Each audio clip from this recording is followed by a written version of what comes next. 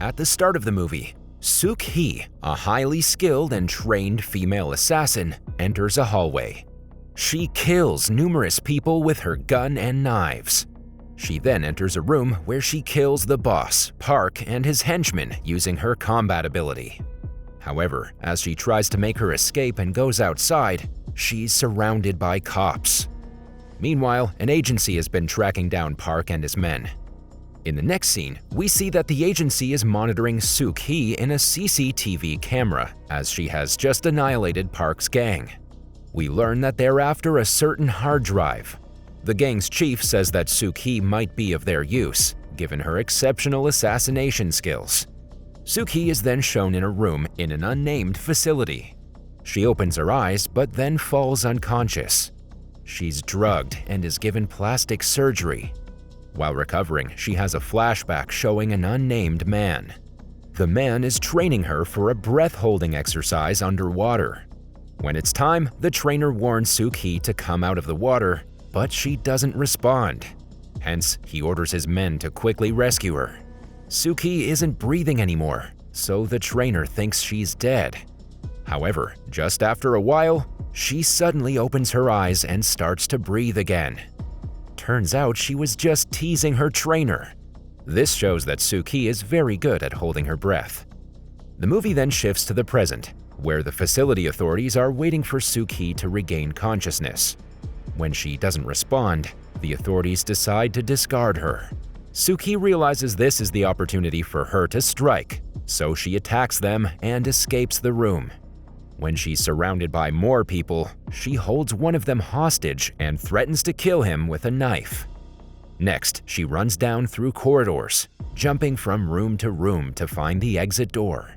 However, she only stumbles upon a strange group of people. Some are practicing ballads while others are learning cooking. All of these people only tell her that she cannot leave the facility. When attempting to escape, Suk-hee comes across a makeup room, where a woman tells her that she knows the way to the exit door. With her help, Suk-hee finally gets outside of the facility, but suddenly she's shot in the shoulder by the same woman. The facility turns out to be part of South Korea's intelligence agency and is run by the same woman. The name is Chief Kwon-suk. When Suk-hee regains consciousness, Kwon-suk tells her that they've given her a new start and have faked her death. Kwon-suk further mentions that they've given her a new identity and name, Chae Yuan-soo. Suk-hee says she doesn't care and wants to die, but Kwon-soon responds that when she and her team examined Suk-hee's body, they discovered she was pregnant. She then offers her a deal. Suk-hee will have to work as an agent for 10 years, and in exchange, she will be released. The latter doesn't want to oblige, but since she has a child on the way, she reluctantly agrees. Next, her training begins, starting with fighting classes as well as acting lessons. While in training, Suk-hee also gives birth to a daughter, whom she names Eun-hye. The facility authorities want to give Suk-hee a completely new identity, so they also have her tattoo removed. During the process, she has flashbacks of the unnamed trainer giving her the shoulder tattoo when she was 20 years old. The trainer asks her who killed her father, but Suk-hee doesn't say anything as she is determined to find the murderer by herself and kill him. Another flashback occurs, and we see Suk-hee as a highly skilled and trained assassin trying to kill an old man with yellow teeth. Suk-hee is captured, and while beating her, the old man tells her he did not kill her father. Eventually, her trainer arrives and shoots the old man, freeing Suk-hee. The flashback continues, and we see Suk-hee as an 8-year-old girl, trained to load a pistol by her trainer. Back in the present, Kwon-suk gives Suk-hee a folder with the info for her first assignment. As assigned, Suk-hee finds the target in his home and wrestles with him for a while. When she kills the target, she looks up to see a young girl on the stairs. This triggers a flashback to 7-year-old Suk-hee, seeing her father being killed. She is hiding under a bed and doesn't get a look at the killer's face. However, she does hear him whistling an eerie tune. When the man comes back into the room, we're shown that this person is Jong Chun, the old man with yellow teeth. Jang Chun was a friend of Suk-hee's father. Turns out her father had stolen a diamond. In revenge, Jang Chun sold Suk-hee to a prostitution ring. When she's about to be forcibly assaulted by a prostitution client, her trainer arrives and rescues her. We learn his name is Lee Jung-sang. We also learn why Jung-sang trained Suk-hee to be this killing machine and why she's so devoted to him. Having completed her first assignment, Suk-hee is released from the facility and will continue to work for the agency from her new apartment that she shares with her daughter Yeon-hye. Before leaving the facility, Suk-hee bids farewell to Min-ju, the only friend she made there. Unknown to Suk-hee, Kwon-suk has placed a male agent in the apartment beside her apartment. His name is Jung-hyun-soo, and he is to befriend Suk-hee and keep tabs on her. Kwon-suk also has her men install security cameras around Suk-hee's new apartment. As neighbors, Suk-hee and Hyun-soo become fast friends. Even the little Yeon-hye starts taking Hyun-soo as a father figure. After a few meetings with each other, Suk-hee finally asks Hyun-soo out. The male agent had researched everything about Suk-hee, so he mostly knows about her likes and dislikes. Thus, he wears a colored tie that she likes. While noticing Jun Hyun-soo's tie, it reminds Suk-hee of a tie she gave to her trainer, Jung-sang. It is revealed in flashbacks that Suk-hee and Jung-sang had gotten married. They had gone to Seoul for a honeymoon.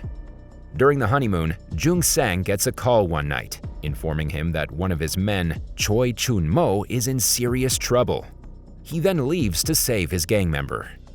Shortly after, Chun-mo approaches Suk-hee and tells her that his boss, Jung-sang, has been killed. He explains that Jung-sang got killed when he was trying to save him from the murderer who killed Suk-hee's father. Chun-mo managed to get away from the fight, but his boss was kidnapped and later killed. Suk-hee is devastated as she hears the shocking news. However, in a flashback, we learn that the marriage was not the same for Jung-sang as it was for Suk-hee. She says that she's willing to let go of her thirst for revenge if she can get married and live a normal life.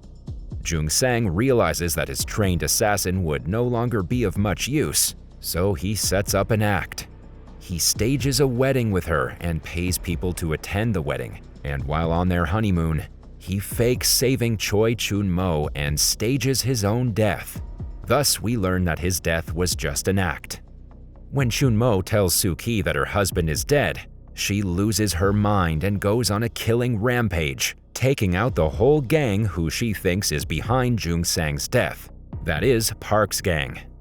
However, in addition to faking his own death and getting away from her, Jung-sang was so cruel that he wanted his wife dead, hoping to get rid of her forever. He had expected Suk-hee to be killed in the process, considering the sheer number of Park's men. Obviously, mere street fighters are no match for our well-trained assassin. Thus, she kills all of them. This killing scene is the opening of the movie, where Suk-hee annihilated all of Park's men. Back in the present, Suk-hee and Hyun-soo return home after their date. It's evident that both of them have developed feelings for each other, although Hyun-soo was spying on him. Before entering her apartment, Suk-hee reveals that her husband died years ago. The pair then expresses their feelings for each other and share a kiss. Just then, Suk-hee gets a call from Min-ju, who has just got into an accident. She rushes to her friend, only to find out that Min-ju was just lying. She's actually here for her first assignment and needs Suk-hee's help. For her assignment, Min-ju has to retrieve a mobile phone from the target. The two women disguise themselves as restaurant servers and approach the target. While Min-ju distracts the target, Suk-hee attempts to get his phone. Suk-hee succeeds in stealing the phone, but she's soon caught. The target and his men discover Suk-hee and Min-ju's real identity as spies, so they attack them. In the ensuing fight, Min-ju is injured very badly.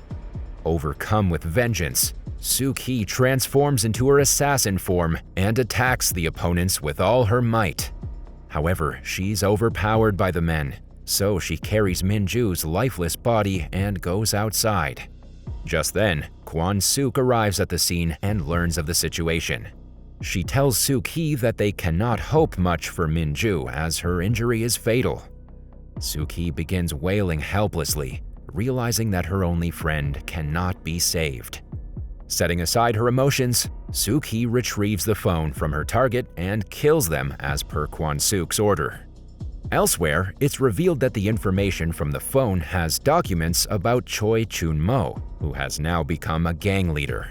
At the movie's start, when Suk-hee had gone to kill Park's men, Chun-mo was the one who stole the hard drive. Kwon-suk and the agency are worried that since Suk-hee knew him, she may be a double agent. In the following days, Suk-hee continues to live at the apartment. The love between her and Hyun-soo deepens, so they plan to get married soon. Suk-hee reveals her marriage plans to her agency chief, Kwon-suk, who also agrees to arrange the wedding for her. However, Suk-hee has to work for the agency until her daughter is 15 years old. The agency has also figured its next target for her. Kwon-suk wants to do an assassination from a wedding catering company, so decides to arrange a wedding between Hyun-soo and Suk-hee from that company. In the next scene, we see that the agency pays people to attend the wedding. Meanwhile, Suk-hee in her wedding gown aims a rifle out a window at her target. She fires 2 shots but misses the target due to his constant movement. When she zooms in on the rifle scope to have a clearer vision, everything around her pauses for a moment. Her target is none other than her late husband, Jung Sang. Suk-hee can't kill him, shocked that he's still alive. In the meantime, Jung Sang tracks the location from which the shots came and identifies Suk-hee. Later, he follows her to a restaurant and confronts her with his gun. However, Suk-hee pretends that she doesn't know him. Jung Sang takes off but manages to tape a conversation between Hyun-soo and Chief Kwon-suk, where the former is reporting to her about Suk-hee. The following day, Jung Sang sends the taped conversation to Suk-hee. The conversation reveals that Hyun-soo is actually an undercover agent, assigned to keep tabs on her. Suk-hee tears up and begins to cry because of the betrayal. She starts wondering if Hyun-soo ever loved her. In the next scene, the agency takes Suk-hee into custody after learning that she was in touch with Jung Sang. Elsewhere, Jung Sang's gang gets to Hyun-soo and Yoon-hye in the apartment. Hyun-soo tries to tell Jung Sang on the phone that Yoon-hye is, in fact, his own daughter, hoping that all the killing will stop. However, Jung Sang doesn't care, and he orders Hyun-soo to kill the kid in exchange for his own life. Hyun-soo tries to fight the gang, but is knocked unconscious and left with the little girl and a bomb. Next, Jung Sang stages a rescue of Suk-hee from the agency's custody. As she reaches her apartment, she watches as the bomb goes off. Hyun-soo jumps out of the apartment with Yoon-hye in his arms. Suk-hee helplessly runs towards them, but the jump leaves Hyun-soo severely injured. Holding her daughter in her arms, Suk-hee tries to awaken her, but to no avail. Suk-hee bursts into tears as she watches her family die. As she tearfully asks Hyun-soo who's behind all of this, he tries to catch his last breath and tell her the truth, but sadly, he succumbs to his injuries. Suk-hee thinks it's the work of the agency. In the next scene, we see her confronting Kwon-suk, but the chief finally reveals the bitter truth to her.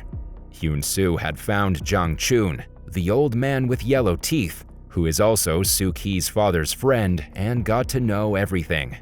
This interview was recorded on surveillance tape. Kwon-suk then plays the tape for Suk-hee. Turns out Jung Sang was the real culprit who killed Suk-hee's father. Consumed with rage, she tracks him and his gang to a parking garage. She kills all the gang members and confronts Jung Sang. However, he escapes to the street and meets his remaining gang members, and they speed off in a passenger bus. Adamant on getting revenge, Suk-hee chases after them. She catches up to the bus, boards it, and once again attacks them. Once she's done killing Jung Sang's men, she attempts to kill her ex-husband. The pair duel for a while, and both of them are severely injured. Having no choice, Suk-hee grabs an axe and slashes the bus driver's hand, causing the vehicle to crash. The crash knocks out everyone on board. Thankfully, Suk-hee regains consciousness before Jung-sang does and corners him. When he wakes up, she has an axe over his head, waiting for the right time to kill him. Being vulnerable at the moment, Jung-sang has no choice but to surrender. He accepts killing Suk-hee's father as he puts his head down and starts whistling an eerie tune, the same tune she had heard when the murderer killed her father. Initially, Suk-hee's hand shakes when she raises the axe. Jung-sang belittles her for being a coward.